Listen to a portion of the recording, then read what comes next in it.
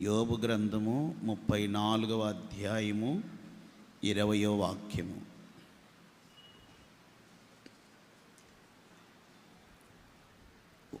వారు నిమిషములో చనిపోదురు, మధ్యరాత్రి ప్రజలు కల్లోలమునుంది నాశనమగుదురు, బలవంతులు దైవీకముగా కొంచుపోబడుదురు. దేవునికి మహిమ కలుగునుగాక. తుదకు మీరు బలవంతులై ఉండుడి. తుదకు అనగా ముగింపుకి. సహజంగా ముగింపుకు వచ్చేసరికి ఒక వ్యక్తి జీవితం ఎలా ఉంటుంది? ముగింపుకు వచ్చేసరికి ఒక వ్యక్తి జీవితం కాళ్ళు సరిగా పనిచేయవు, చేతులు సరిగా పనిచేయవు, మాటలు సరిగా రావు, తనంతట తాను నడవలేక కర్ర పట్టుకొని నడుస్తాడు, లేక ఎవరి సహాయమైనా తీసుకుంటాడు, ఇంకా బలహీనుడైతే మంచాన పడి ఉంటాడు. కానీ పౌలు అంటాడు, తుదకు మీరు ప్రభు యొక్క మహాశక్తిని బట్టి తుదకు మీరు బలవంతులై ఉండాలి. ఆత్మ సంబంధంగా ఎదుగుతున్నటువంటి విశ్వాసులు, దైవజనులు చివరికి వచ్చేసరికి ముగింపుకి ఏ విధంగా ఉండాలండి? ముగింపుకి బలవంతులమై ఉండాలి. సహజంగా మానవుడు ఎదుగుతున్నప్పుడు, యవన వయసు వచ్చినప్పుడు బలవంతులుగా ఉంటారు.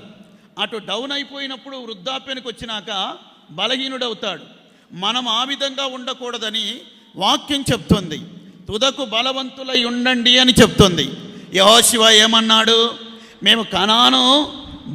మేము ఐగుప్తుని విడిచి కనాను యాత్ర మొదలేసినప్పుడు, మేము ప్రయాణమై మొదలుపెట్టినప్పుడు నాకెంత బలం ఉందో ఇప్పుడు కూడా నాకు అంతే బలం ఉంది.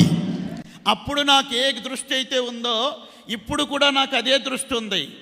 ఐగుప్తు నుండి బయలుదేరినప్పుడు నా బలం ఎంతో, కనాను యాత్ర 40 సంవత్సరాలు చేసి కనానుకు వచ్చాం, ఇప్పుడు కూడా నా బలం అంతే. నా బలం తగ్గలేదు, నా బలం ఉడిగిపోలేదు, నా బలం ఎక్కడా నీరసిల్లలేదు. ఆనాడు నాకెంత బలం ఉండేనో ఈనాడు నాకు అంతే బలం ఉంది. ప్రియమైన దేవుని బిడ్డలారా, యెహోషువ చెప్పినట్టుగా నీవెందుకు చెప్పకూడదు? యెహోషువ చెప్పినట్టుగా నేనెందుకు చెప్పకూడదు? మనం ఎల్లప్పుడూ క్రీస్తునందు బలవంతులమై ఉండాలి. ఏ సమయమైనా అది బలవంతులమై ఉండాలి. కనుక మనం బలవంతులంగా ఉండాలి. బలవంతులముగా ఉంటేనే మనం దైవికంగా కొనిపోబడతామని వాక్యం సెలవిస్తుంది. కీర్తనలో కూడా మరొక వాక్యంలో రాయబడింది, నీ వలన బలమునందు మనుషులు ధన్యులు, యాత్ర చేయు మార్గముల వారికి అతి ప్రియములు అని రాయబడింది.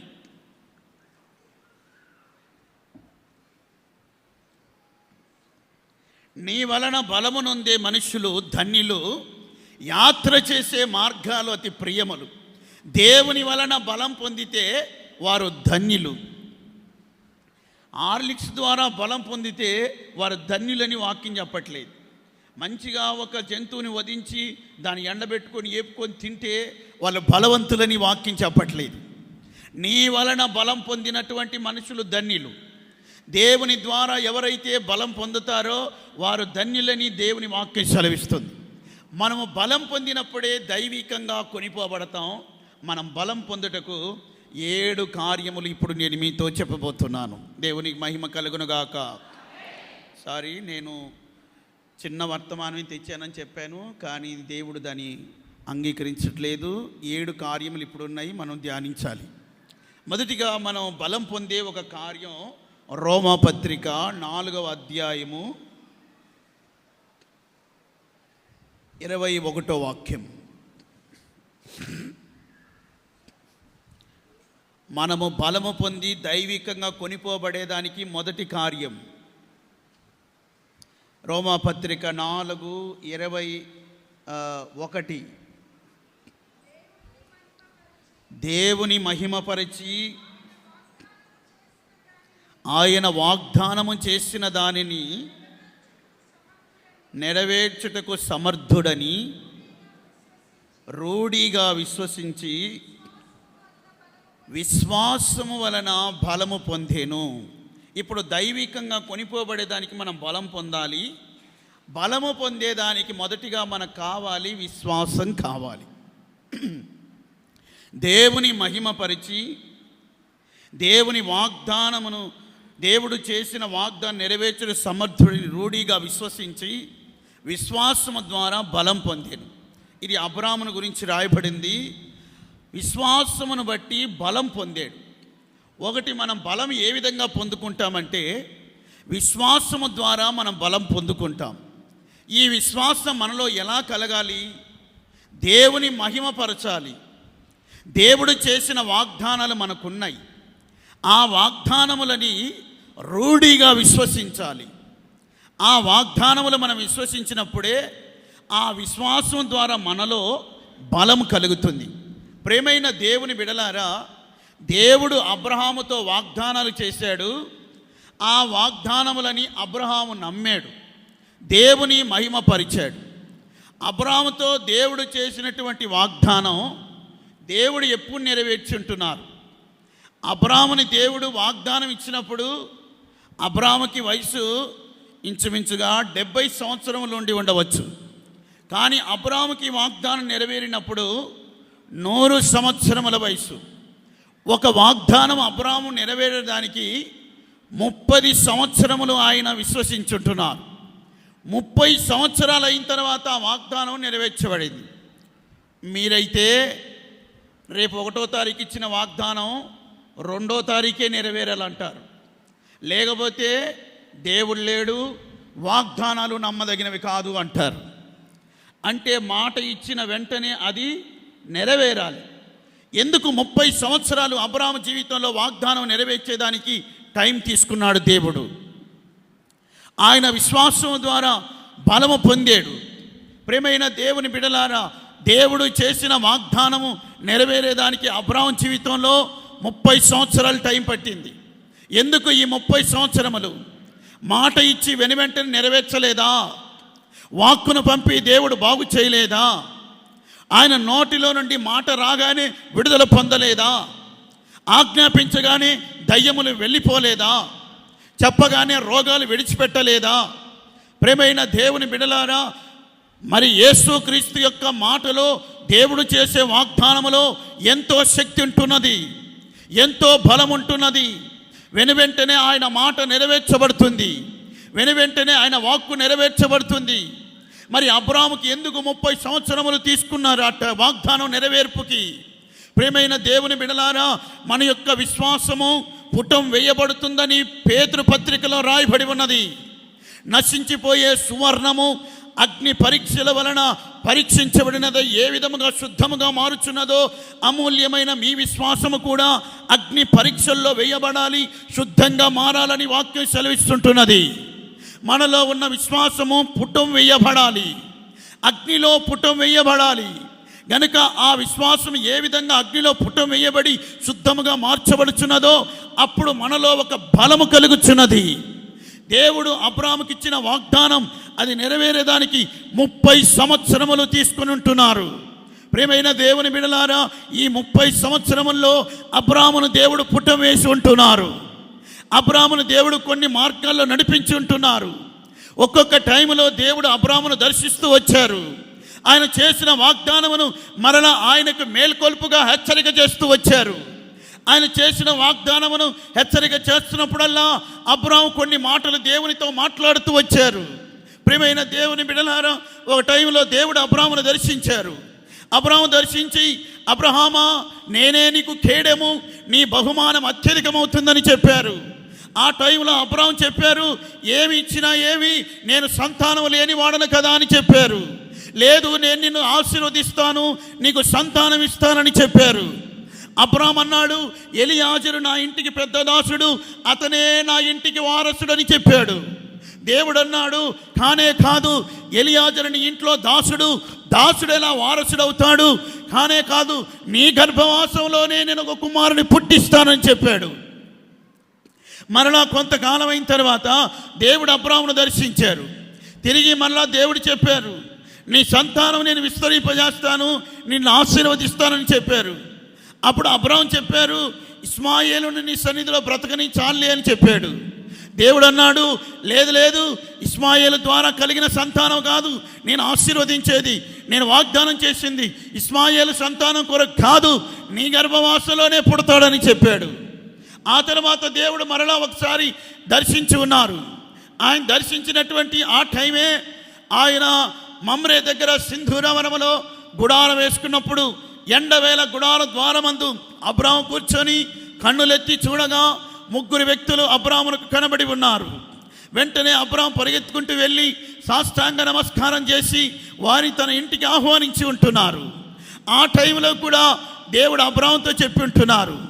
అబ్రాముకి సంతానం ఇస్తానని చెప్పారు దేవుడు. అయితే ప్రియమైన దేవుని బిడ్డలారా, అప్పుడు కూడా అబ్రాము 100 ఏండ్లు నాకు, శారమ్మకి 90 ఏండ్లు, ఇప్పుడు మాకు సుఖం కలుగుతుందా అని చెప్పి ఉంటున్నారు. శారమ్మ అయితే ఏకంగా నవ్వి ఉన్నది. ప్రియమైన దేవుని బిడ్డలారా, ఇలా వాళ్ళ విశ్వాసం ఒక్కొక్కసారి పుట్టం వేయబడుతూ వచ్చి ఉన్నది. అబ్రాము యొక్క మనసు దేవుడు చేసిన వాగ్దానం మీద అయితే విశ్వాసం ఉన్నది, కానీ తన కంటికి కనబడుతున్న మనుషుల మీద దృష్టి పెట్టి ఉంటున్నారు. గనుకనే అబ్రాము ఈ విధంగా 30 సంవత్సరములు వచ్చేసరికి తన శరీరం పూర్తిగా బలహీనపరచబడిపోయి ఉంటున్నది. శారమ్మను గురించి రాయబడి ఉన్నది, ఆమె శరీరము మృతతుల్యమైపోయి ఉంటున్నది. ఇక మరణపు యొక్క అంచుల్లోనికి శారమ్మ వెళ్ళిపోయి ఉంటున్నది. వాక్యంలో రాయబడి ఉన్నది, శారమ్మకి స్త్రీ ధర్మం కూడా విడిగిపోయి ఉన్నదని రాయబడి ఉన్నది. ఈ టైంలో నాకు సుఖం కలుగుతుందని శారమ్మ నవ్వినట్టుగా మనం చూస్తున్నాం. ప్రియమైన దేవుని బిడ్డలారా, ఈ విధముగా వారికి ఇచ్చినటువంటి ఆ వాగ్దానం నెరవేర్చేదానికి ఒక పరీక్ష గుండా దేవుడు వారిని నడిపించి ఉంటున్నారు. చివరికి వచ్చినప్పుడు ఆ పరీక్షల్లో వారిని తీసుకొని వచ్చి దేవుడు వారి ఎదుటే ఉండి వారితో మాట్లాడుతూ వచ్చారు. మీదటికి నిర్ణయ కాలం, నేను ఇదే కాలానికి రాబోతున్నాను. అప్పుడు వచ్చినప్పుడు శారమ్మ కౌగిటిలో ఒక కుమారుడు ఉంటాడని చెప్పాడు. ప్రియమైన దేవుని బిడ్డలారా, వాక్యం సెలవిస్తున్నది, శారమ్మకి స్త్రీ ధర్మం ఉడిగిపోయింది అని చెప్తున్నది. దేవుడు అంటాడు, శారమ్మకి స్త్రీ ధర్మం ఉడిగిపోయినా నాకు దేవుని ధర్మం ఉడిగిపోలేదు కదా. మనలో ఉన్న మన ధర్మం ఉడిగిపోయినప్పుడే దేవుని ధర్మం నెరవేర్చబడుతుంది. వారి శరీరములు మృతతుల్యమైపోయినాయి, ఇప్పుడు వారు బలం పొంది ఉన్నారు. దేవుని యొక్క వాగ్దానం శారమ్మ యొక్క గర్భములోనికి దూసుకొని వెళ్ళిపోయెను. దేవుడిచ్చిన వాగ్దానం అబ్రహాము యొక్క నడుములోనికి, ఎముకల్లోనికి దూసుకొని వెళ్ళెను. దేవుని యొక్క వాగ్దానం ఏమాత్రము నశించిపోదు. దేవుని యొక్క వాగ్దానం ఏమాత్రం తొలగిపోదు. దేవుని యొక్క వాగ్దానం తప్పనిసరిగా నెరవేర్చబడుచున్నది. 70 సంవత్సరముల వయసులో వారు పొందిన వాగ్దానం వారు విశ్వసించి బలం పొంది 100 సంవత్సరముల వయసులో, 90 సంవత్సరముల వయసులో ఇదిగో వారు ఇప్పుడు గర్భము ధరించి శారమ్మ ఒక కుమారుని కనెను. ప్రియమైన దేవుని బిడ్డలారా, విశ్వాసము ద్వారా మనం బలం పొందితే ఒక కుమారుడు పుట్టుచున్నట్టుగా మనం చూస్తున్నాం. శారమ్మను గురించి గలతీ పత్రికలో రాయబడి ఉన్నది, ఆమె పైనున్న యెరూషలేమునకు దీటయ్యున్నది, ఆమె మనకు తల్లిని రాయబడి ఉన్నది. శారమ్మ అనగా కొత్త నిబంధన సంఘము యెరూషలేమునికి పోల్చబడి ఉన్నది. గనుకనే సంఘానికి ఒక విశ్వాసం ఉండవలెను. ఆ విశ్వాసముతో సంఘము బలం పొందుకొనవలెను. శారమ్మ శరీరం మృతతుల్యమైపోయి ఆమె బలం పొంది ఒక కుమారుని కన్నది. ఆ కుమారుడే ఇస్సాకు. ప్రియమైన దేవుని బిడ్డలారా, ఈ శారమ్మ యెరూషలేము సంఘమైనట్టయితే ఈ సంఘము విశ్వాసమును బట్టి బలం పొంది ఒక కుమారుని కనవలెను. ఆ కనవలసినటువంటి కుమారుడే ప్రకటన గ్రంథం 12వ అధ్యాయంలో మనకు కనబడుచున్నది. కననయున్న ఆ స్త్రీ ఒక మగ శిశువును కనెను అని రాయబడి ఉన్నది.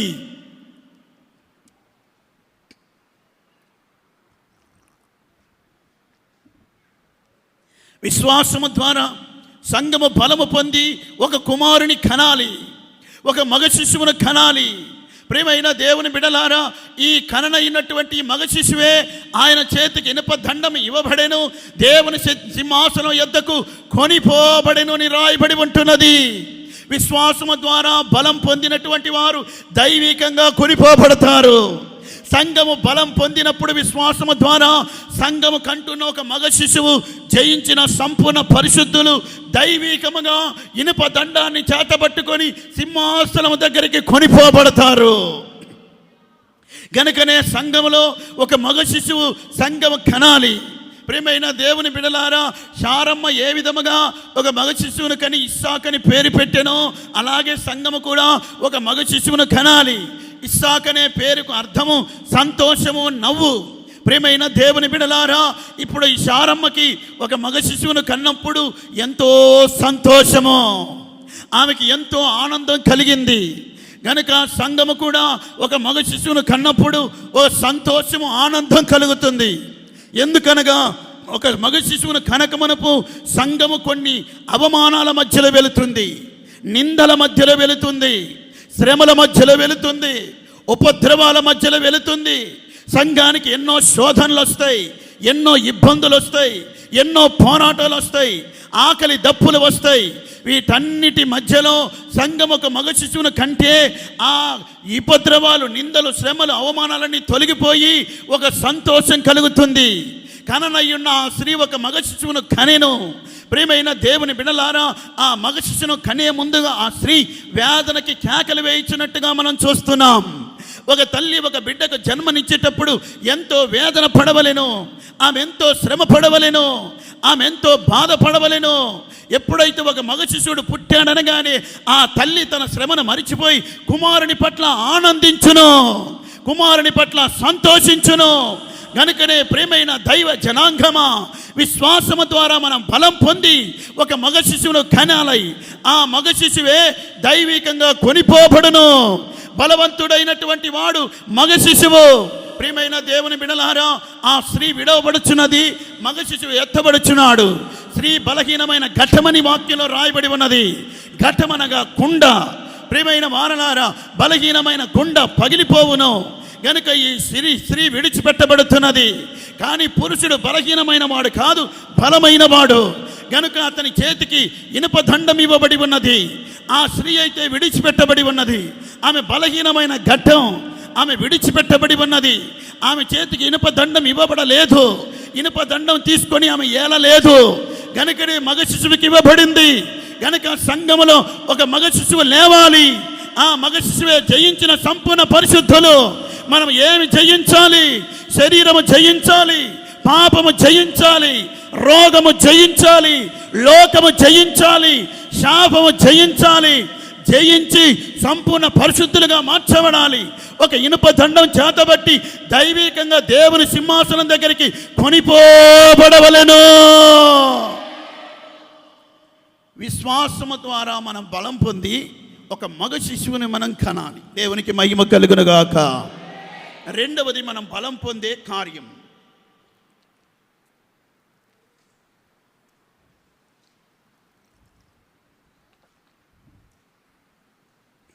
రెండవదిగా మనం బలం పొందే రెండవ కార్యం, సమూయేలు మొదటి పత్రిక 2వ అధ్యాయము 10వ వాక్యం. సమూయేలు గ్రంథము, మొదటి సమూయేలు గ్రంథము 2వ అధ్యాయము 10వ వాక్యం.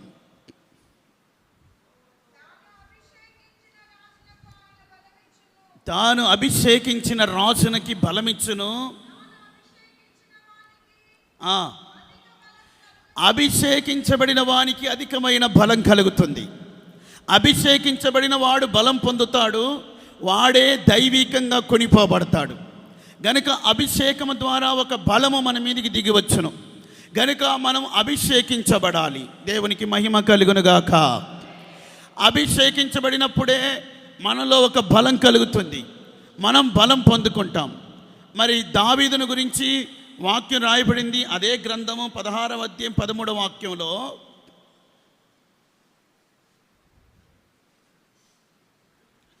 పదహారవ అధ్యాయము 13వ వాక్యం గట్టిగా చదవాలి. సమూయేలు తైలపు కొమ్మును తీసి వాని సహోదరుల ఎదుట దావీదునకు అభిషేకం చేసెను. నాటి నుండి యెహోవా ఆత్మ దావీదు మీదికి బలముగా దిగివచ్చెను. ఎప్పుడైతే సమూయేలు తన యొక్క తైలపు కొమ్మును తీసి దావీదు తల మీద తన సహోదరుల ఎదుట పోసి అభిషేకించాడో ఆ దినమే దేవుని ఆత్మ దావీదు మీదికి బలముగా దిగివచ్చెను. ప్రియమైన దేవుని బిడ్డలారా, అభిషేకించబడిన దావీదు ఇక్కడ బలం పొందుతున్నట్లుగా మనం చూస్తున్నాం. అభిషేకం పొందినప్పుడు ఒక బలము, అధికమైన బలము ఆ వ్యక్తి మీదకి దిగి వస్తుంది.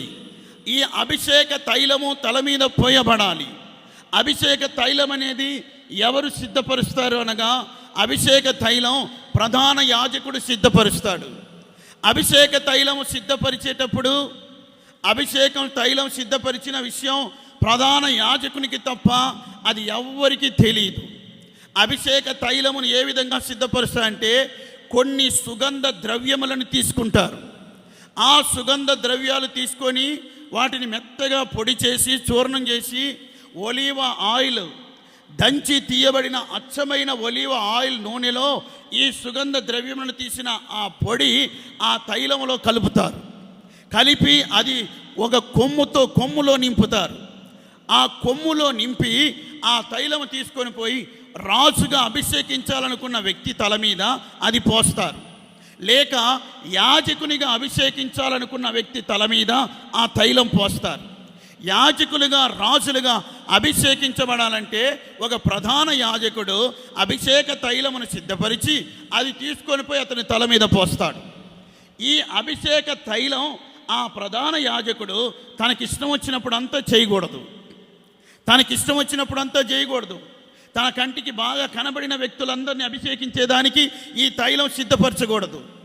దేవుడు చెప్తాడు, తైలం సిద్ధపరచు, కొమ్ము తైలంతో నింపు, నేను ఒక వ్యక్తిని చూపిస్తాను, ఆ వ్యక్తిని అభిషేకించు అంటే అప్పుడే ఆ తైలం నింపి తీసుకొని పోవాలి. ఇష్టం వచ్చినప్పుడంతా తీసుకొని పోయి కనబడిన వ్యక్తులందరి మీద పోయకూడదు ఆ తైలం. అలా పోసినట్టయితే దేవుని యొక్క ఆజ్ఞ అతిక్రమం, అతడు మరణిస్తాడు. రెండో విషయం ఏంటంటే ఇలాగే అభిషేక తైలం ఈ విధముగా అచ్చమైన ఒలీవ నూనెలో సుగంధ ద్రవ్యం నూరి పొడి చేసి అభిషేక తైలము దానిలాగా ఇంకొకరు సిద్ధపరచకూడదు. అదే యాజిటీజ్గా అదే తైలం సేమ్ టు సేమ్ సిద్ధపరచకూడదు.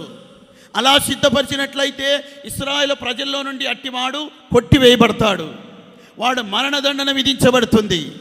అలాంటిది మరొకటి తయారు చేయకూడదు. ఎప్పుడు పడితే అప్పుడు తయారు చేయకూడదు. ఇష్టం వచ్చినప్పుడంతా తైలం సిద్ధపరచకూడదు. దేవుడు చెప్పినప్పుడే తైలం కొమ్ముతో నింపాలి. ఎవరినైతే దేవుడు చూపిస్తాడో ఆ వ్యక్తి దగ్గరికే పోయి అభిషేకించాలి. ఇంకొక వ్యక్తి మీద ఆ తైలం పోయకూడదు. గనుక ప్రియమైన దేవుని బిడ్డలారా, సమూయేలుతో దేవుడు చెప్పాడు, నేను విసర్జించిన సౌలు గురించి నీవెంతకాలం దుఃఖిస్తావు? లేచి నీ కొమ్ము తైలముతో నింపు, బెత్లెహేముకి వెళ్ళు, యెష్షయి కుమారులో నేను ఒకరి కనుగొన్నాను, అక్కడికి వెళ్ళి అభిషేకించని చెప్పాడు. అప్పుడు సమూయేలు బెత్లెహేముకి వెళ్ళాడు. బలి కొరకే యెష్షయి ఇంటికి వెళ్ళాడు. యెష్షయి కుమారులందరినీ రమ్మని చెప్పాడు. ఒక అతను వచ్చాడు, పెద్ద కుమారుడు, బాగా ఎత్తరి బలమైన వాడు. సమూయేలు అనుకుంటున్నాడు దేవుడు కోరింది ఇతనే అయి ఉంటాడు, ఇతన్ని అభిషేకించాలని రెడీ అయిపోయాడు. దేవుడు అన్నాడు, సమూయేలు ఇతను కాదని చెప్పాడు. ప్రియమైన దేవుని బిడలారా, అలా 7 వచ్చారు, 7 కాదన్నాడు. సమూయేలుకు డౌట్ వచ్చింది, ఇంతేనా కుమారులు, ఇంకా ఉన్నారా లేరా, అసలు ఈ ఇంటికైనా నన్ను పంపింది దేవుడు, వేరొక ఇంటికి అని సమూయేలు డౌట్ వచ్చింది. డౌట్ వచ్చి అడిగినప్పుడు యెష్షయి అన్నాడు, కడసారి వాడొకడు ఉన్నాడు, పొలములో ఉన్నాడు, మందను కాస్తున్నాడు, రమ్మని చెప్పమన్నాడు. ఆ వ్యక్తి వస్తూ ఉండగానే దేవుడు చెప్పాడు సమూయేలుతో, నేను కోరుకున్నవాడు ఇతడే, లేచి తైలం పోసి అభిషేకించు, లేచి తైలం పోసి అభిషేకించు, నేను కోరుకున్నవాడు ఇతడే అని చెప్పాడు. అంతకు మునపే సమూయేలుతో చెప్పాడు. సమూయేలు ఈడే అంటప్పుడంతా ఇతడే అన్నప్పుడంతా దేవుడు చెప్పాడు, ఇతడు కాదు అని చెప్పాడు. సమూయేలుతో గట్టిగా వార్నింగ్ ఇచ్చాడు. సమూయేలు, పై రూపంలో నువ్వు చూస్తావు, అంతరంగాన్ని నేను చూస్తా. దేవునికి మహిమ కలుగునుగాక. సమూయేలు దృష్టి ఏ విధంగా ఉందో తెలుసునా? పై రూపాన్ని చూస్తున్నాడు. దేవుని దృష్టి ఏ విధంగా ఉన్నది? అంతరంగమును చూస్తున్నాడు.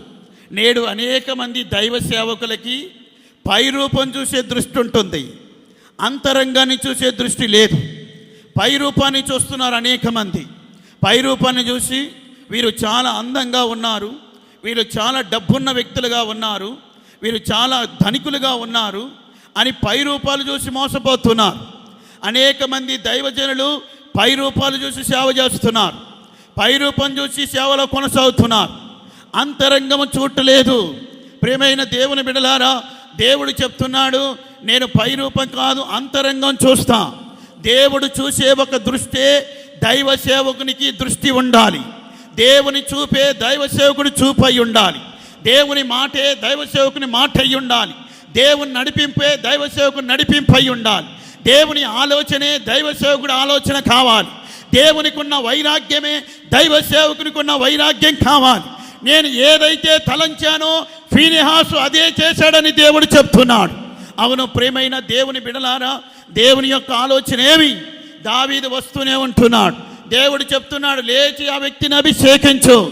ఈ వ్యక్తిని అయ్యా నువ్వు కోరుకుంది, ఈ వ్యక్తినే నేను కోరుకున్నా, ఈ వ్యక్తిని నువ్వు అభిషేకించేదానికి నన్ను వెళ్ళమంది, ఈ వ్యక్తిని అభిషేకించేదానికే వెళ్ళమన్నా. అయ్యో అంత బలవంతుడు కాదే, బలవంతుడు కాదు, బలవంతులైన వారిని సిగ్గుపరచుట కొరకే బలహీనుడు ఒక వ్యక్తిని నేను అభిషేకిస్తున్నా.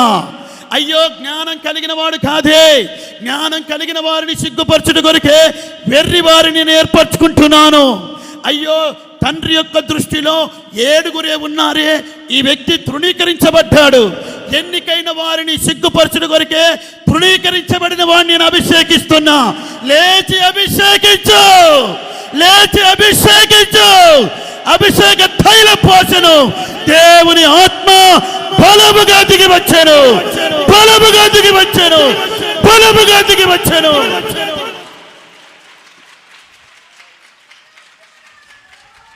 ఎప్పుడైతే అభిషేకం పోయబడెనో దావీదు మీదికి ఆత్మ బలముగా దిగి వచ్చినట్టుగా మనం చూస్తున్నాం. ప్రియమైన దేవుని బిడలారా, అభిషేకము ద్వారా దేవుని యొక్క బలము మనకు కలుగుతుంది. అభిషేకము ద్వారా దేవుని బలం కలుగుతుంది. ఇంట్లో మర్చిపోయినటువంటి వ్యక్తి అతను, తండ్రి దృష్టిలో కూడా మరువబడిన వ్యక్తి దావీదు. అవును ప్రియమైన దేవుని బిడ్డలారా, అందరి చేత మరవబడినా తృణీకరించబడినా దేవుని అభిషేకం ఎప్పుడైతే ఆయన తల మీద పోయబడి ఉన్నదో ప్రపంచానికే పైకెత్తాడు దేవుడు ఆయన్ని. ఆయన దేవుడు హెచ్చించుంటున్నారు. ప్రియమైన దేవుని బిడ్డలారా, దావీదు ఒక టైంలో సౌలుతో చెప్తారు, గొలియాతు మీదకి యుద్ధానికి వెళ్ళానప్పుడు సౌలు అంటాడు, ఆడు యుద్ధాభ్యాసం చేసిన వాడు చిన్నప్పటి నుంచి, నువ్వైతే బాలుడవు, నీకు బలము చాలదు అన్నాడు. సౌలు ఏమన్నాడు దావీదుని? నీకు బలము చాలదు అన్నాడు. మీరు కూడా కొన్ని కార్యములకు పూనుకునేటప్పుడు, కొన్ని ఏదైనా చేయాలనుకున్నప్పుడు, వ్యాపారం మొదలయ్యాలనుకున్నప్పుడు, లేక మీరు ఏదైనా కట్టాలనుకున్నప్పుడు, లేదా ఏదైనా మీరు శుభకార్యం పెట్టుకోవాలనుకున్నప్పుడు సాతాను ఏమంటాడో తెలిసినా? నీకు బలము చాలదు అంటాడు. దావీదు ఏమన్నాడో తెలిసినా? నా దేవుడు సింహము యొక్క బలము నుండి నన్ను విడిపించాడు, ఎలుగుబంటి బలము నుంచి నన్ను విడిపించాడు. సింహం బలము చాలా గొప్పది, ఎలుగుబంటి బలం గొప్పది. సింహము బలము నుండి, ఎలుగుబంటి బలము నుండి నన్ను విడిపించాడు. సున్నతి లేని ఈ ఫిలిస్తీయుడు ఎంతటి వాడు? నా దేవుడు బలవంతుడు, ఆయన అభిషేకం నా శిరస్సు మీద ఉన్నది. అధికమైన బలము నాలో నా దేవుడు కలగజేస్తాడు. నేను ఫిలిస్తీని ముక్కలు ముక్కలుగా చేస్తాను. ఆకాశంలో తిరిగి ఆకాశ పక్షులకి, భూజంతువులకి ఖండ ఖండాలుగా నరికి గొల్లియాతు యొక్క శరీరమును పంచుతాను. దీనికి కారణం నా దేవుడు నన్ను అభిషేకించాడు, నేను బలం పొందాను. కొన్నిసార్లు మీకు అనిపిస్తుంది, సాతాను చెప్తాడు నీకు బలం చాలదు అని. నువ్వు చెప్పాలి, నేను అభిషేకించబడిన వాడను, అధికమైన బలము నా దేవుడు నాకు ఇచ్చి ఉన్నాడు అని చెప్పాలి. అభిషేకం ద్వారా మనలో ఏం కలుగుతున్నది? బలం కలుగుతుంది. అభిషేకించబడి బలం పొందిన వాడే దైవీకంగా కొనిపోబడతాడు. దేవునికి మహిమ కలుగునుగాక. 3వ కార్యం, యోహాను రాసిన మొదటి పత్రిక 2:14.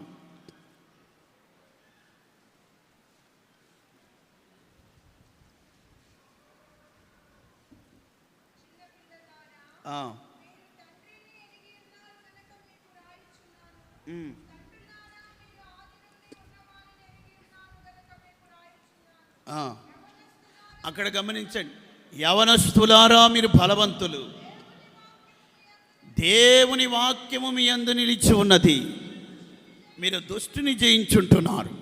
దేవుని వాక్యము మీ యందు ఉన్నది కనుక మీరు బలవంతులు. దేవునికి మహిమ కలుగును గాక. ఇప్పుడు ఇక్కడ ఒక యవన వయస్సు అనేది సహజంగా 16 సంవత్సరాలు దాటి 17 నుండి ఆ తర్వాత 30 సంవత్సరములు వచ్చేంత వరకు ఒక యవన వయసు అని చెప్పి అనుకుంటారు.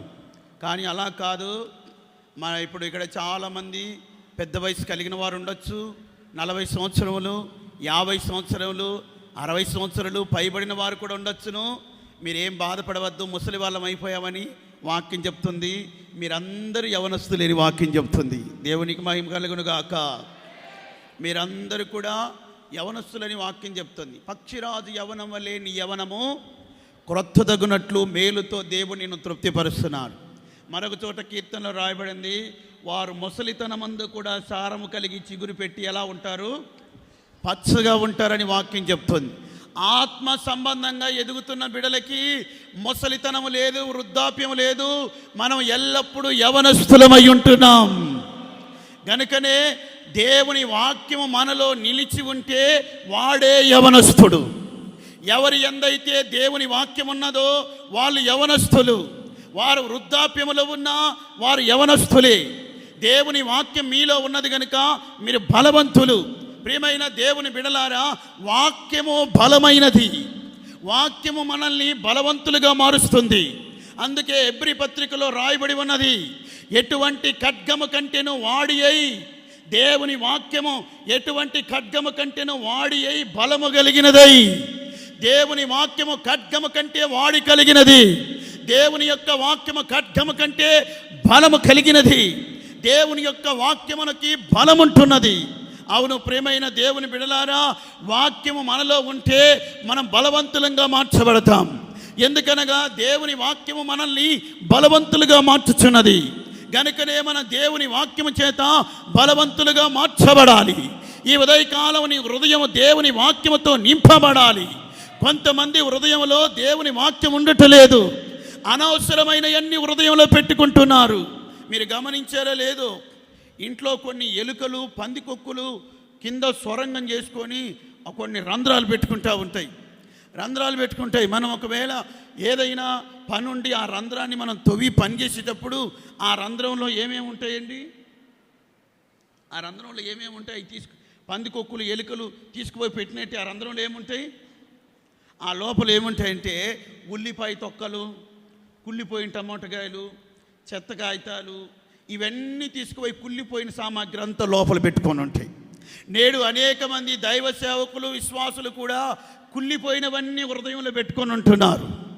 దేవుని వాక్యం మనకి చోటివ్వట్లేదు. కుళ్ళిపోయిన వాటికి చోటిస్తున్నారు, అనవసరమైన వాటికి చోటిస్తున్నారు, కంపు కొట్టే వాటికి చోటిస్తున్నారు. ఆకాను తన గుడారములో దాచిపెట్టాడు. ఆయన దాచిపెట్టింది ఏంటో తెలిసిన? షీనారు వస్త్రాన్ని దాచిపెట్టారు, బంగారు కమ్మిని దాచిపెట్టాడు, వెండిని దాచిపెట్టాడు. దేవుడు చెప్పాడు, ఎరికోలో ఉన్నదంతా శాపగ్రస్తమైందని చెప్పాడు. ఆకాను అనుకున్నాడు షీనారు వస్త్రము చాలా విలువైనది అనుకున్నాడు, బంగారము వెండి చాలా విలువైనది అనుకున్నాడు. ఆకానుకు అవి విలువైనవిగా కనబడ్డాయి, దాచుకున్నాడు. దేవుడు ముందే చెప్పాడు అవి శాపగ్రస్తమైనవి అని. ప్రేమైన దేవుని బిడలారా, వాటి ద్వారా ఆకాని ఇంటికి మరణం సంభవించి ఉంటున్నది. శాపము ద్వారా వచ్చేది మరణం.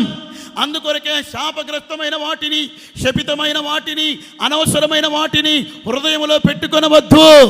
అన్నిటికంటే జుంటు తేనె దారుల కంటే, వెండి బంగారముల కంటే, ముత్యముల కంటే, వజ్రముల కంటే, ఇహలోక సంబంధముగా అన్నిటికంటే విలువైనది దేవుని వాక్యము. ఈ దేవుని యొక్క వాక్యముతో ముత్యములు సాటి రావు, పగడాలు సాటి రావు, రత్నములు సాటి రావు.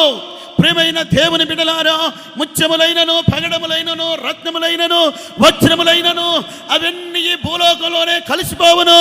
దేవుని వాక్యము నిరంతరము నిలిచి ఉండును.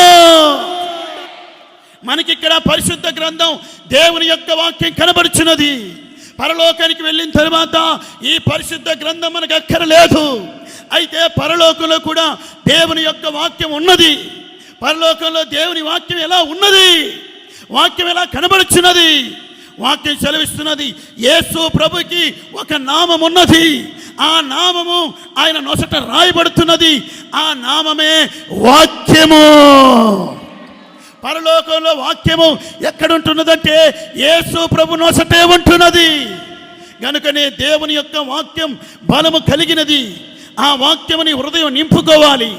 దేవుని యొక్క వాక్యం చేత నీ హృదయం నిండాలి. అవును ప్రియమైన దేవుని బిడలారా, అనేక మంది హృదయంలో దేవుని వాక్యం లేదు. కనుకనే వాళ్ళు సొమ్మసిల్లిపోతున్నారు. కనుకనే వాళ్ళలో బలం ఉండట్లేదు. గనుకనే వాళ్ళు బలహీనులైపోతున్నారు. మన జీవిత కాలంలో అన్ని సందర్భాలలో అన్ని విషయములలో దేవుని వాక్యం మనల్ని బలపరుస్తుంది. దేవుని వాక్యం మనల్ని బలవంతులుగా మారుస్తుంది. కొన్ని మార్లు చూడండి, మనం కృంగిపోయి ఉంటాం. వాక్యం చెప్తుంది, కృంగిన వారిని లేవనెత్తువాడు ఆయనే అంటుంది. కొన్నిసార్లు మనం రోగంతో ఉంటున్నాం, నిన్ను స్వస్థపరిచే యెహోవా నేనే అని ఆయన వాక్యంలో రాయబడి ఉన్నది.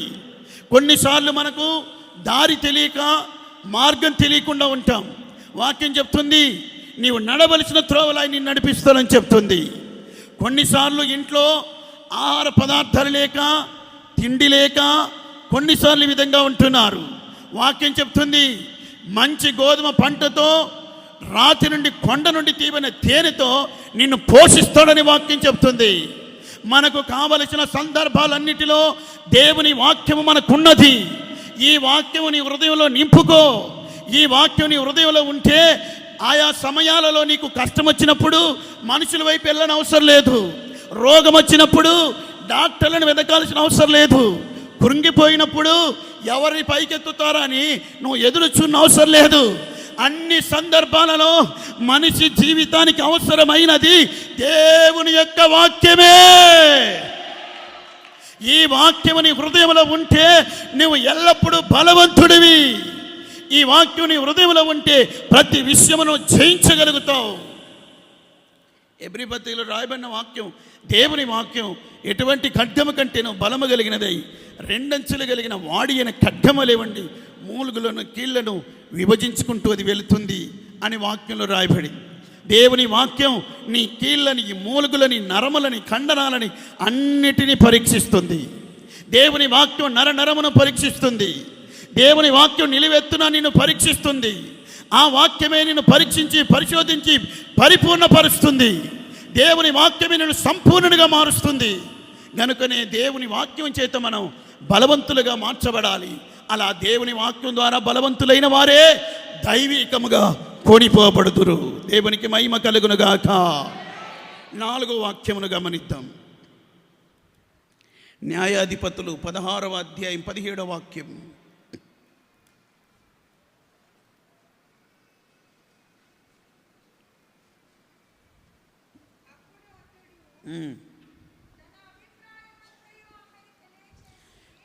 తన అభిప్రాయమంతయు ఆమెకు తెలియజేసి, నేను నా తల్లి గర్భములో పుట్టినది మొదలుకొని దేవునికి నాజీరు చేయబడిన వాడనై ఉన్నాను. నా తల మీదికి మంగళ కత్తి రాలేదు. నాకు క్షౌరము చేసిన ఎడల నాలో ఉన్న బలము తొలగిపోతుంది. ఇక్కడ సంసోను గురించి రాయబడింది. సంసోను బలవంతుడు. సంసోనులో ఒక బలం ఉన్నది. ఆయన బలరహస్యము కనుక్కోవాలని దెలీలా ఆయన్ని విసికించుచున్నది. ప్రేమైన దేవుని బిడలారా, మన బలరహస్యము కనుక్కోవాలని సాతాను పొంచి ఉంటాడు. మాటి మాటికి సాతాను నిన్ను పరీక్షిస్తాడు, నీ బలరహస్యం ఏంటో తెలుసుకోవాలని. అలాగే ఇక్కడ సంసోను యొక్క బలరహస్యం తెలుసుకునేదానికి దెలీలా మాటి మాటికి విసిగిస్తుంటే ఆయన చావగోరి ఆ బలరహస్యాన్ని చెప్పారు. ఏమని చెప్పాడో తెలిసిన ఆయన, నేను నా తల్లి గర్భములో పుట్టినది మొదలుకొని, నా తల్లి గర్భములో పుట్టింది మొదలుకొని దేవునికి నాజీరు చేయబడిన వాడను. మంగళ కత్తి నా తల మీదకి రాలేదు. నాకు క్షౌరము చేయబడలేదు. నా క్షౌరం చేసి నా తల వెంట్రుకలు తొలగించినట్టయితే నాలో ఉన్న బలం తొలగిపోతుందని చెప్పారు. సంసోను యొక్క బలానికి కారణం ఏంటంటే ఆయన నాజీరు చేయబడినవాడు, అనగా ఆయన ప్రత్యేకించబడినవాడు, ప్రతిష్ఠించబడినవాడు. ఇది మనం గుర్తించాల్సింది ఏంటంటే ప్రతిష్ఠ జీవితంలో బలమున్నది, ప్రత్యేకించబడిన జీవితంలో మనకు బలమున్నది. ప్రతిష్ఠ జీవితం మనల్ని బలవంతులుగా మారుస్తుంది. ప్రతిష్టలో నుండి ఎప్పుడైతే తొలగిపోతామో బలహీనులుగా మార్చబడతారు. తనలో ఉన్న బలం తొలగిపోతుంది ప్రతిష్టలో నుంచి పోతే. మనం ఎవరమో తెలిసినా మనము లోకములో ఉన్న జనులందరితో పాటు జనులము కాదు. మనము ప్రత్యేకించబడిన జనులము, ప్రతిష్ఠించబడిన జనాంగం. మనం ప్రత్యేకించబడిన జనాంగం. అన్ని జాతుల ప్రజల్లో మనం కలిసేదానికి వీలు కాదు. అన్ని జాతుల ప్రజలు ఆయా కులస్తులు మతస్థులు చేసినట్టుగా మనము చేసేదానికి వీలు కాదు. వారు ప్రత్యేకించబడిన జనాంగం. వారు ఎవ్వరిలో కలవరు, వారు ఒంటిగా నివసిస్తారు అని బిలాము ఇశ్రాయేలు ప్రజల గురించి ప్రవచించుంటున్నారు. ప్రేమైన దేవుని బిడ్డలారా, మనం ప్రత్యేకంగా ఉండాలి, మనం ఒంటిగా నివసించాలి. ఎవరిలో కూడా మనం ఐక్యపడవద్దు. అన్యజనులు నడుచుకున్నట్టుగా మనం నడుచుకోవద్దు. ఈ లోకం నడిపించినట్టుగా మనం నడవకూడదు. మనం లోక స్నేహాలు మనం చేయకూడదు. ప్రియమైన దేవుని బిడ్డలారా, సంసోను ప్రతిష్ఠించబడ్డవాడు. సంసోను ప్రతిష్ఠ జీవితం కలిగిన వాడు. ప్రతిష్ఠ జీవితానికి ఆయన తల్లిదండ్రులు ఆయన అప్పగించి ఉంటున్నారు. దేవుడే సంసోను ఏర్పరచుకున్నాడు. ఆయన పుట్టకమునిపై ఆయన ఎలా ఉండాలో దేవుడు చెప్పాడు. అయితే సంసోను ఎదిగిన తరువాత ఆయన అక్రమ సంబంధాలకి పాల్పడ్డాడు. 3 స్త్రీలతో కాంటాక్ట్స్ ఉన్నాయి సంసోనికి. 3 స్త్రీలతో అక్రమ సంబంధం పెట్టుకున్నాడు. ఈ స్త్రీలు అతని జీవితాన్ని తొలిచివేస్తుంటున్నారు. సామెతల గ్రంథంలో రాయబడి ఉన్నది, స్త్రీలకు నీ యవన బలమును ఇచ్చివేయొద్దని రాయబడి ఉన్నది. సంసోను తన యవన బలమును స్త్రీలకు ఇచ్చివేసి ఉంటున్నారు. తనలో ఉన్న ప్రతిష్ఠ తొలగిపోతున్నది. ప్రియమైన దేవుని బిడలారా, స్త్రీ ప్రతిష్ఠ జీవితాన్ని పాడు చేస్తున్నట్టుగా చూస్తున్నాం. గనుకనే మన ప్రతిష్టని మనం కాపాడుకోవాలి. ఇక్కడ స్త్రీ అన్నప్పుడు స్త్రీలు గుర్తించాలి, మీరు స్త్రీల వలె ఉండరు, పరలోకంలో దేవదూతల వలె ఉంటారు. మీరు పురుషుల వలె ఉండరు, దేవదూతల వలె ఉంటారు. పరలోకంలో స్త్రీ అని పురుషుడని వ్యత్యాసం లేదు. అందరూ దేవదూతల వలె కనబడతారు. పరలోకంలో కాదు, భూలోకంలోనే మనం దేవదూతల వలె కనబడాలి. దేవునికి మహిమ కలుగునుగాక. యేసు ప్రభు శిష్యులు ప్రార్థన నేర్పించమని చెప్పినప్పుడు అదే చెప్పాడు. తండ్రి చిత్తం పరలోకంలో ఏ విధంగా ఉన్నదో భూలోకంలో కూడా అదే జరగాలని ప్రార్థించమని చెప్పాడు. పరలోకంలో దేవదూతలు ఉన్నారు, భూలోకంలో దేవదూతలు ఉన్నారు. వారు ఎక్కడ ఉన్నారని మీరు తలంచవద్దు, ఇదిగో ఇక్కడే ఉన్నారు. దేవునికి మహిమ కలుగునుగాక. ప్రియమైన దేవుని బిడలారా, గనుక మనం ప్రతిష్టలో నిలిచి ఉండాలి. మన ప్రతిష్టని మనం కాపాడుకోవాలి. ప్రతిష్ట జీవితం చాలా ప్రాముఖ్యమైనది. ప్రత్యేకమైన జీవితం చాలా ప్రాముఖ్యమైనది. వాక్యంలో రాయబడి ఉన్నది, చీకటితో వెలుగుకి పొత్తు లేదు, విశ్వాసికి అవిశ్వాసితో పాలు లేవు. బెలియాలకి దేవునితో పొత్తు లేదు. గనుకనే ప్రేమైన దేవుని బిడలారా, శరీరం ఆత్మతో కలవదు. గనుకనే మనము కూడా చీకటితో మనం పొత్తు పెట్టుకోకూడదు. అంధకార క్రియలతో మనకు పొత్తు ఉండకూడదు. ఆత్మీయులకి లోకంతో పొత్తు ఉండకూడదు. ఆత్మీయులకి శరీరానుసారాలతో ఐక్యత ఉండకూడదు. మనం ప్రత్యేకంగా ఉండాలి, ప్రత్యేకించబడిన జనాంగం. గనుకనే మనం ప్రతిష్ట కలిగి జీవించాలి. ప్రియమైన దేవుని బిడ్డలారా, ప్రతిష్టమైన జీవితానికి మనం అప్పగించుకోవాలి. సంసోను తల్లికి దేవుడు పంపిన మాట ఏంటనగా, ద్రాక్షావల్లికి పుట్టింది ఏది కూడా నువ్వు తినకూడదు, ద్రాక్షారసం నువ్వు తాగకూడదు, మద్యము నువ్వు సేవించకూడదని చెప్పబడింది. ఎందుకనగా నాజీరు చేయబడిన వాడు. సంసోను కూడా నాజీరు చేయబడ్డాడు. ద్రాక్షావల్లి వలన పుట్టింది తినకూడదు, ద్రాక్షారసం తాగకూడదు, మద్యము తాగకూడదు. అది ప్రతిష్ట జీవితాన్ని పాడు చేస్తుంది. గనుక ఇక్కడ ద్రాక్షావల్లికి పుట్టింది తినకూడదు, తాగకూడదని చెప్పబడుతుంది. ఈ ద్రాక్షావల్లి అనగా లోకమును మనకు చూపిస్తున్నది. ప్రియమైన దేవుని బిడ్డలారా, లోక సంతోషాలలోనూ పాలు పొందకూడదు. మనుషులంతా లోకం ఒక కార్యంలో సంతోషిస్తారు. లోకం దేని యందు ఆనందపడుతుంది, లోకం దేని బట్టి హర్షిస్తుంది, లోకం దేని బట్టి సంతోషిస్తుంది. ప్రియమైన దేవుని బిడ్డలారా, లోకములో ఉన్న సంతోషం శరీర ఆశేచ్ఛలు, లోకములో ఉన్న సంతోషం నేత్రాశలు, లోకంలో ఉన్న సంతోషం జీవపు డంబం. ఈ సంతోషం నీలోకి రాకూడదు. మన సంతోషం ఎవరి యందు ఉండాలి? మన సంతోషం ఎవరి యందు ఉండాలి? మన ఆనందం ఎవరి యందు ఉండాలి? హబక్కు ప్రవక్త ఏం చెప్పుచున్నాడు? హబక్కు ప్రవక్త ఏం మాట్లాడుచున్నాడు? ఒలీవ చెట్టు కాపు ఇవ్వకపోయినా, ద్రాక్ష చెట్టు ఫలం ఇవ్వకపోయినా, అంజూరపు చెట్టు కాయకపోయినా, దొడ్డిలో గొర్రెలు లేకపోయినా, శాలలో పశువులు లేకపోయినా, చేనిలో పైరు చేతికి రాకపోయినా, నా రక్షణకర్త అయిన నా దేవుని యందే నేను ఆనందించదను, నా దేవుని యందే నేను సంతోషించదను. యెహోవాయే నాకు బలము, యెహోవాయే నాకు బలము, యెహోవా నాకు బలము. మన సంతోషం ఎవరి యందు ఉండాలి? మన ఆనందం ఎవరి యందు ఉండాలి? సంసోను ఎవరి యందు ఆనందించాడు? ప్రియమైన దేవుని బిడ్డలారా, సంసోను ఫిలిష్తీయుల ఒక కన్యకను చూచి పెళ్లి చేసుకుంటానని ఆనందించాడు. ఆ ఆనందం తొలగిపోయింది. ఆ తర్వాత గాజాకి వెళ్ళి ఒక వేశ్యని ఆయన మోహించి ఉన్నారు. అక్కడ ఫిలిష్తీయులు బంధించాలనుకున్నప్పుడు ఆ గవిని యొక్క గుమ్మాలు ఓడ తీసుకొని భుజానేసుకొని వెళ్ళిపోయాడు. నేను బలవంతునని ఆనందించాడు. సంసోను పచ్చి గాడిద దౌడ ఎముకతో 1000 మందిని చంపేస్తుంటే 2 కుప్పలు వేశాడు. నేను గొప్ప యుద్ధం చేశానని ఆనందించాడు. ఆ తర్వాత దెలీలా దగ్గర చేరాడు. నేను దెలీలాని వశపరుచుకున్నానని ఆనందించాడు. ఈ ఆనందాలన్నీ ఏం చేసినాయి? ఆయన ప్రతిష్ట జీవితాన్ని పాడు చేసినాయి. ఆయన ప్రతిష్టను తొలగించినాయి. ఆయనలో ఉన్న దేవుని బలం తొలగిపోయింది. గనుకనే ప్రియమైన దైవ జనాంగమా, దేవుని బిడలారా, దేవుని ప్రేమలో నుండి తొలగిపోవద్దు. దేవునికి నువ్వు చేసుకున్న ప్రతిష్టలను తొలగిపోవద్దు. నీ ప్రతిష్ట జీవితాన్ని అంతము వరకు నువ్వు కాపాడుకోవాలి. మన ప్రతిష్టకి కొన్నిసార్లు భంగపరిచేదానికి కొంతమందిని సాతాను వాడుకుంటాడు. ఉదాహరణకు మీరు చూడండి, యోబు యొక్క ప్రతిష్ట జీవితాన్ని పాడు చేసేదానికి ఎవరిని వాడుకున్నాడు? సాతాను ఎవరిని వాడుకున్నాడు? చూసారా? మీరు చెప్పట్లేదు. సాతాను ఎవరిని వాడుకున్నాడు? భార్యనే వాడుకున్నాడు. యోబు భార్యనే వాడుకున్నాడు. నీ వెళ్ళు యోబు దగ్గరికి. యోబు యథార్థతను విడవకుండా ఉన్నాడు. నీ వెళ్ళి చెప్పు, యథార్థతను విడిచిపెట్టి ఆత్మహత్య చేసుకొని దేవుని దూషించి చనిపోమని చెప్పు అని పంపించాడు. ఆమె తిన్నగా యోబు దగ్గరికి వెళ్ళింది. అయ్యో, ఎంతకాలం ఈ యథార్థత, ఎంతకాలం ఈ నమ్మకత్వం?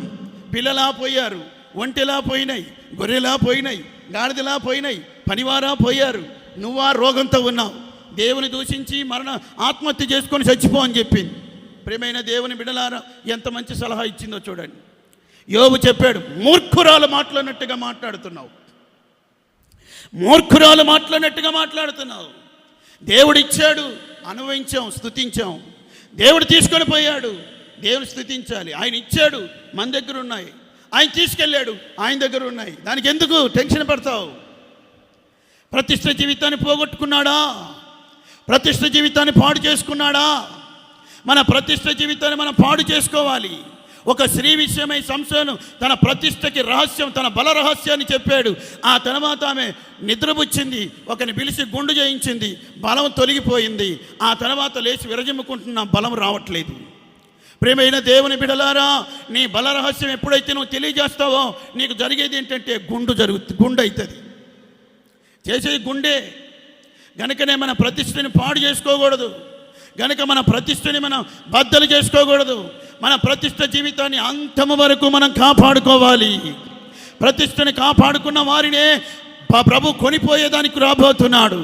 ప్రతిష్ట కాపాడుకున్న వాడే బలవంతుడు, వాడే దైవికంగా కొనిపోబడతాడు. 5వ కార్యాన్ని చూద్దాం.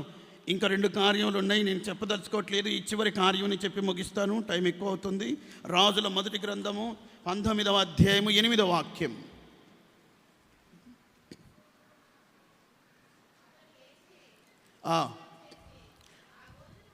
లేచి భోజనము చేసి భోజనపు బలము చేత భోజనపు బలము చేత 40 రాత్రింబవళ్ళు ప్రయాణము చేసి దేవుని పర్వతమని పేరు పెట్టబడిన హోరేబు పర్వతమునకు వచ్చెను. దేవునికి మహిమ కలుగునుగాక. ఏలియా గురించి ఇక్కడ రాయబడి ఉన్నది. ఏలియా యెజబేలుకు భయపడి ఆయన పారిపోతూ ఆయన ఒక చోటికి వచ్చి ప్రార్థించారు. ఇంత మట్టుకు చాలు, నా పితరుల కంటే గొప్పవాడిని కాదు, నేను మరణిస్తానని చెప్పారు. దేవుడు ఆయన ప్రార్థన ఈ రోజు వరకు కూడా అంగీకరించలేదు. ఎందుకనగా ఆయనకు మరణమే లేకుండా కొనిపోబడ్డాడు. ఆయన ప్రార్థన ఇప్పటికీ అంగీకరించబడలా. కొన్ని ప్రార్థనలు చేశాడు ఆయన, అగ్ని కురవాలని, వర్షం కురవాలని. వెంటనే దేవుడు ఆలకించాడు. ఈ ప్రార్థన దేవుడు అంగీకరించలా. ఆయన బదరీ వృక్షం కింద పడుండినప్పుడు ప్రభుదూత వచ్చి చెప్పారు, కాల్చబడిన అప్పము రొట్టె ఉన్నవి నీళ్ళ బుట్టి లేచి భోజనం చేయమన్నారు. లేచి భోజనం చేసి మళ్ళా పరుండితే 2వ మారు లేపి భోజనం చేయమంటే భోజనం చేసినాక భోజన బలము చేత 40 రాత్రులు 40 పగళ్ళు నడిచి దేవుని పర్వతం అని పేరు పెట్టబడిన హోరేబు పర్వతానికి వచ్చాడు. ఇక్కడ భోజన బలము చేత దేవునికి మహిమ కలుగునుగాక. ప్రసంగిలో ఒక మాట చదువుదాం. 10వ అధ్యాయము 17వ వాక్యం. 10-17 ప్రసంగి.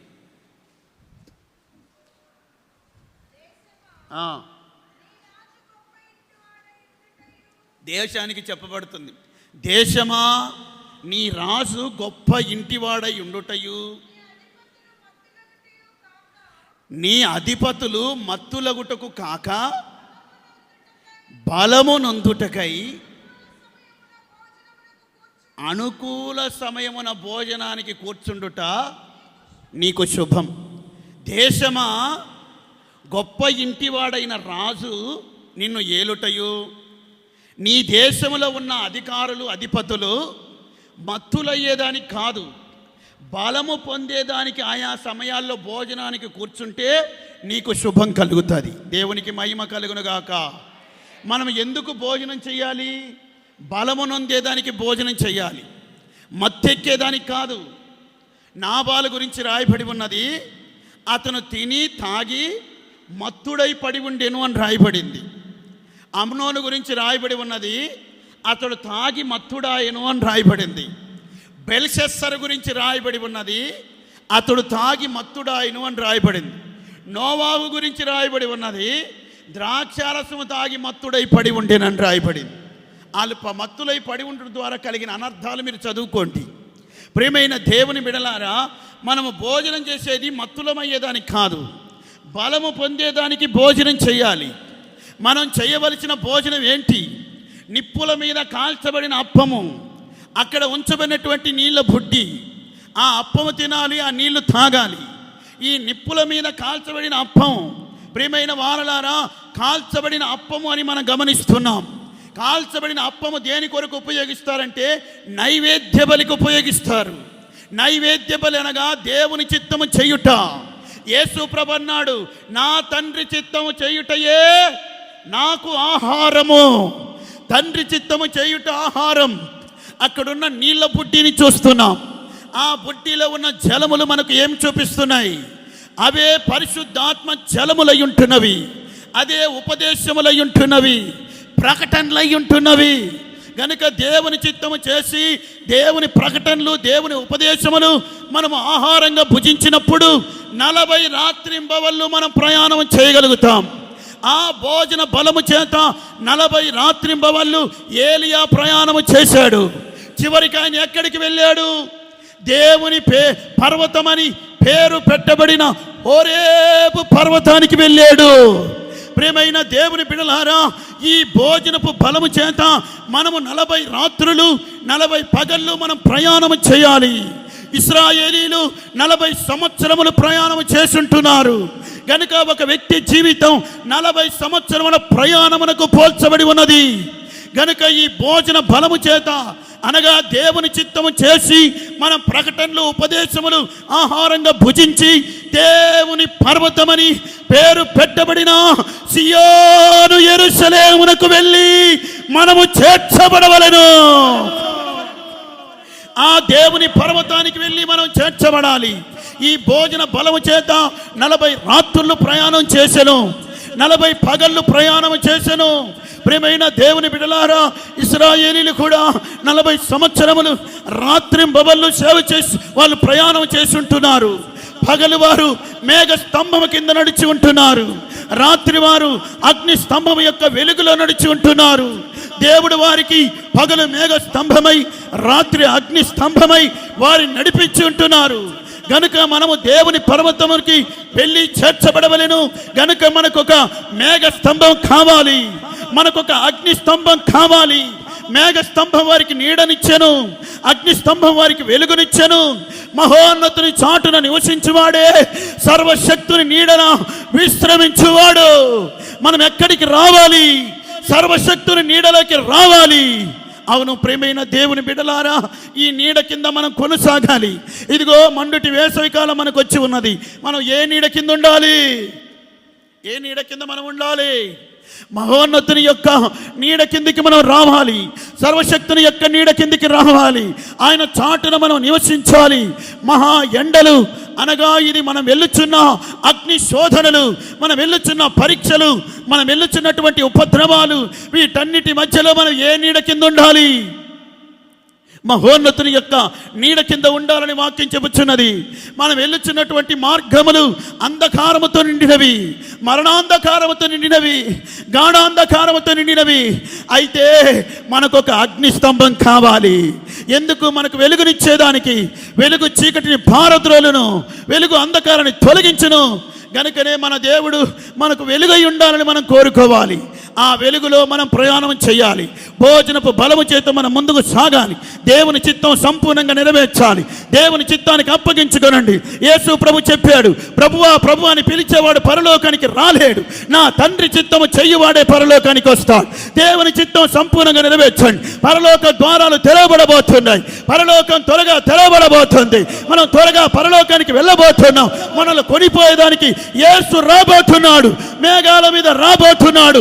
ఒక రెప్పపాటున రూపాంతరం చెందబోతున్నాం. మేఘాల మీద ప్రభుని ఎదుర్కొనేదానికి కొనిపోబడబోతున్నాం. ప్రియమైన దేవుని బిడ్డలారా, మనల్ని కొనిపోయేదానికి ప్రభువైన యేసు క్రీస్తు త్వరగా రాబోతున్నాడు. ఆయన పెండ్లి కుమారుడిగా రాబోతున్నాడు. మనం రూపాంతరం చెంది యేసుని ఎదుర్కొనబోతున్నాం. కనుక నీ శ్రేష్టమైన జీవితాన్ని దేవుని చిత్తమునికి అప్పగించి ప్రభు యొక్క రాకల్లో కొనిపోయేదానికి నిన్ను నీవు సమర్పించుకొని దేవునికి అప్పగించుకొనుము. ప్రభు త్వరగా రాబోతున్నాడు. ఆ మహా గొప్ప దేవుడే మీ అందరికీ సహాయము చేయునుగాక. అందరూ అలాగే లేచి నిలబడి త్వరగా ప్రార్థన చేసుకుందాం. త్వరగా లేచి నిలబడి ప్రార్థన చేసుకుందాం. హల్లెలూయా, హల్లెలూయా, హల్లెలూయా, హల్లెలూయా. యేసయ్యా నీకు స్తోత్రం, స్తోత్రం, స్తోత్రం, స్తోత్రం.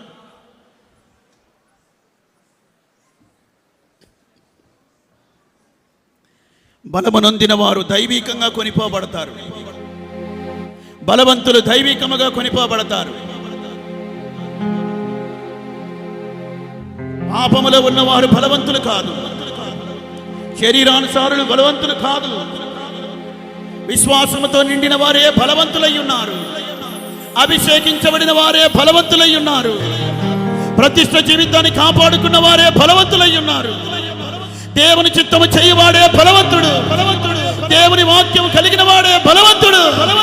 నువ్వు కొనిపోబడే సమయం ఆసన్నమై ఉన్నది. యేసు రాబోతున్నాడు. యేసు రాబోతున్నాడు. అభిషేకించబడుము, ఆత్మతో నింపబడుము. రబాల రబాల కతురాల మానగ